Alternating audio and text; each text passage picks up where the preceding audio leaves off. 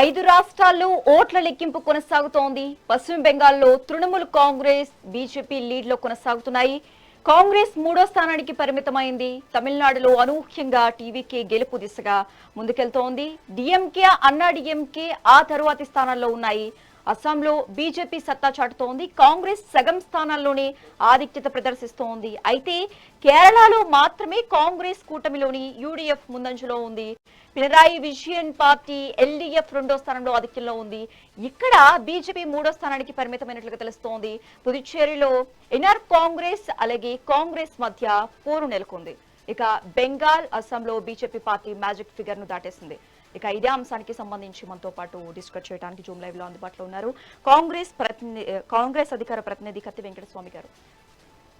వెంకటస్వామి గారు నమస్తే అండి. నమస్కారం.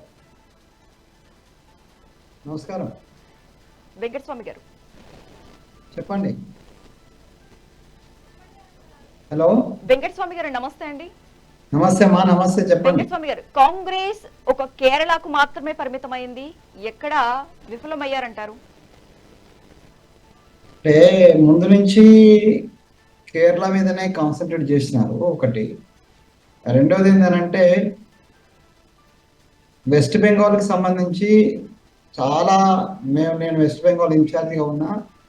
చాలా పోరాటం తర్వాత సపరేట్గా పోటీ చేయాలనేటువంటి కంక్లూజన్కి వచ్చిన అది చాలా లేట్గా నిర్ణయం తీసుకున్నారు. రెండోది తీసుకున్న తర్వాత దాని మీద ఆ స్థాయిలో ఏ విధమైనటువంటి కాన్సన్ట్రేట్ చేయకుండా కేవలము కేరళ అంటూ కేరళ వైపున, ఎందుకంటే కేరళలో యాక్చువల్లీ స్థానిక నాయకత్వం మాకు బాగుంది. పశ్చిమ బెంగాల్లో మాకు స్థానిక నాయకత్వం అంత గట్టిగా లేని దృష్ట్యా మా రాష్ట్ర నాయకత్వం అంతా కూడా, మన దేశ నాయకత్వం అంతా అక్కడ కాన్సన్ట్రేట్ చేయాల్సి ఉండే. చేస్తే మాకు మంచి అవకాశాలు ఇప్పుడున్నటువంటి యాంటీ ఇన్కంబెన్సీలో మాకు కూడా మంచి అవకాశం వచ్చేటువంటి అవకాశం ఉండింది. అట్లా ఒక స్ట్రాటజిక్ అంటే వ్యూహాత్మకమైనటువంటి మిస్టేక్ వెస్ట్ బెంగాల్ చేసింది. అదేవిధంగా తమిళనాడు విషయానికి వస్తే చాలాసార్లు ఒక గట్టి వర్గము తమిళనాడులో టీవీకే తోటి మనము వెళ్ళాలని బాగా ప్రయత్నం చేసిన. సో పాత మిత్రుడు కాబట్టి కంటిన్యూస్గా మిత్ర బృందంలో ఉన్నారు, ఇండియా కూటమిలో ఉన్న దృష్ట్యా మేము టీవీకేతో పోకుండా డిఎంకే తోటి పోవడం జరిగింది. డిఎంకేలో ఇంత ఇనారెంట్గా యాంటీ ఇన్కంబెన్స్ ఉన్నదని కాంగ్రెస్ కూడా గమనించలేకపోవడం అనేటువంటిది ఒక పెద్ద తప్పిదము.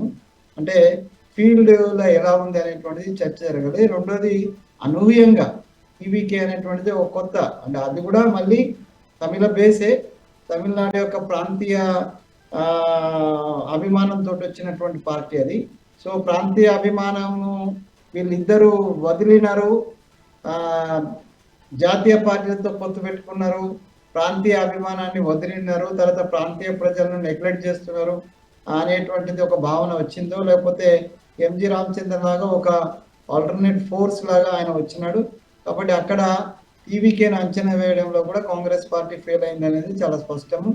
ఇక పాండిచ్చేరికి సంబంధించిన, అస్సాంకి సంబంధించిన, అస్సాంలో మొదటి నుంచి మేము చెప్తూ వస్తున్నాం, 2 సార్లు అక్కడ ఇన్ఛార్జిగా ఉండి ఓటమికి బాధ్యత వహించాల్సినటువంటి జితేందర్ సింగ్నే మళ్ళొకసారి అక్కడ ఇన్ఛార్జ్ పెట్టడము, ఆ పాత చింతకాయ పచ్చడిలాగా వాళ్ళనే కంటిన్యూ చేయడము, అసలు దానికి సంబంధించినటువంటి టోటల్ ఒక సమగ్రమైనటువంటి, అంటే యాక్చువల్లీ నేనేమంటున్నానంటే కాంగ్రెస్ పార్టీకి యుద్ధం చేసి ఇది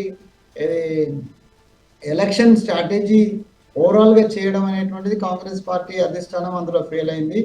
అందుకనే మేము కేరళలో స్థానిక నాయకత్వం చాలా గట్టిగా ఉంది, బాగా పనిచేసినారు. అక్కడ కేసీ గారు, రమేష్ చెన్నితల, సురేంద్రజీ, మురళీధరన్ జీ ఇట్లాంటి వాళ్ళు యోధులు ఉన్నారు. కాబట్టి 10 ఏళ్ళ యాంటీ ఇన్కంబెన్సీలో అక్కడికి వచ్చినాం తప్పితే రిమైనింగ్ పార్ట్లో కేంద్ర నాయకత్వము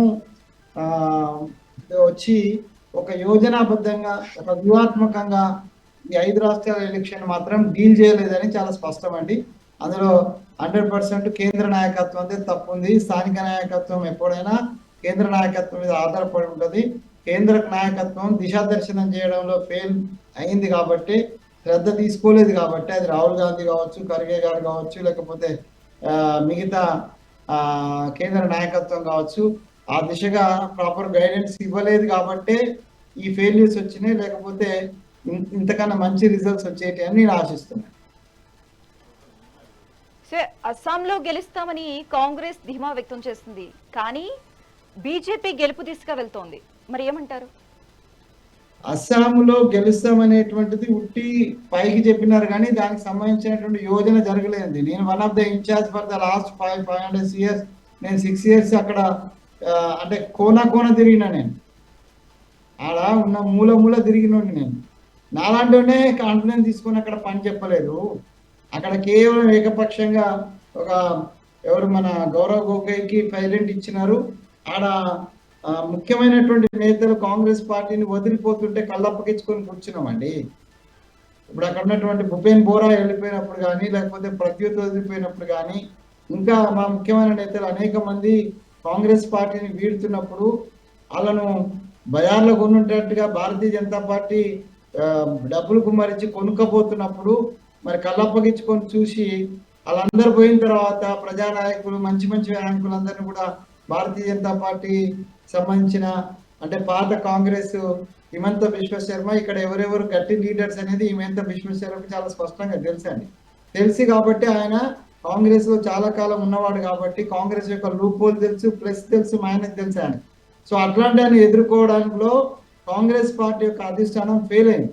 అతన్ని కట్టడి చేయడంలో, అతను కాంగ్రెస్ ను చీల్చుతున్నప్పుడు, కాంగ్రెస్ యొక్క ముఖ్య నాయకులను తరలించకపోతున్నప్పుడు ఆపడంలో కాంగ్రెస్ అధిష్టానము అట్టర్ ఫ్లాప్ అయింది కాబట్టి ఇవాళ అక్కడ ఓడిపోయినాం. లేకపోతే ఇంకోటి ఏంటంటే 2 సార్లు ఫెయిల్ అయినటువంటి ఆయన ఎక్కడెక్కడ పోయినా అక్కడెక్కడ ఫెయిల్ అయినామండి. జితేందర్ సింగ్ అని ఒక ఆయన ఉంటాడు. ఆయన రాహుల్ గాంధీ గారికి చాలా దగ్గర. ఆయన గారు అన్ని చోట్ల ఓడిపోయాడు. ఆయన మధ్యప్రదేశ్ ఇన్ఛార్జ్ ఉన్నప్పుడు మధ్యప్రదేశ్లో ఓడిపోయినాం, ఒడిశాలో ఇన్ఛార్జ్ ఉన్నప్పుడు ఒడిశాలో ఓడిపోయినాం, అస్సాంలో 2 సార్లు ఓడిపోయినాం ఆయన నేతృత్వం. మళ్ళా ఆయనే నేతృత్వం వహించడంలో అర్థమే ఉంటుందండి. కాబట్టి యుద్ధం చేయటప్పుడు వ్యూహం ఉండాలండి. వ్యూహం లేని కారణంగానే కాంగ్రెస్ పార్టీ అస్సాంలో ఆ పర్ఫార్మెన్స్ వచ్చింది. పాపం అక్కడ గౌరవ్ గొగోయ్ ఆయన కొత్తగా చాలా తీసుకున్నాక ఆయన చాలా కష్టపడ్డాడు. ఆయనను తప్పుపట్టడానికి ఏం లేదు, చాలా మంచి పోరాటం చేసినాడు. బట్ ఆయనతో మిగతా ఏదైతే అప్పటిదాకా ఉన్నటువంటి భూపేన్ బోరా లాంటి వాళ్ళు, ప్రద్యుత్ లాంటి వాళ్ళు ఎవరైతే మంచి నాయకులు ఉన్నారో వాళ్ళందరినీ కాపాడుకోవడంలో మన అది అధిష్టానం ఫెయిల్ అయింది. ఆ ఫెయిల్ అయిన కారణంగానే మేము అక్కడ ఆయన పోరాటం వృధాగా పోయింది. ఎవరు మన గౌరవ్ గొగోయ్ యొక్క పోరాటాన్ని మనం శంకించడానికి లేదు. కానీ సో ఆయనకు సలహా ఇచ్చేటువంటి జితేందర్ సింగ్ ఆయనకు ఎప్పుడు కూడా ప్రత్యక్ష ఎలక్షన్స్ లో ఇప్పటిదాకా గెలిపించినటువంటి రికార్డే లేదు ఆయనకు. ఆయనను పదే అక్కడ ఎందుకు ఇన్ఛార్జ్ పెట్టిందో, మాలాంటి వాళ్ళము అనేక మందిని ఈ 24 గంటలు పనిచేయడానికి సిద్ధంగా ఉన్నామని రాహుల్ గాంధీకి నేనైతే 10 సార్లు అప్పీల్ పెట్టినాను.